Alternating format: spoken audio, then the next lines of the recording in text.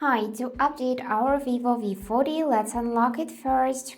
I'm gonna enter my password and now we need to go into settings. So here just scroll a bit till you see this system update tab.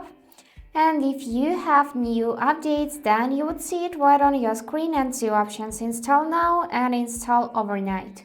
Also, before we update the phone, we can tap on the three dots, go in this upgrade settings, and here we can enable smart upgrade so to automatically install new updates.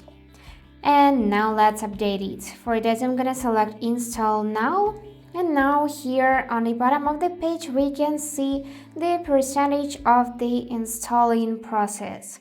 So we are simply waiting. And here we can have three options now, so it would be restarted within a couple of seconds if you do not choose any other option from the list. And now it will restart, so it will turn off, then turn on, update it. So that's it for today. Hope this video was helpful and thank you for watching.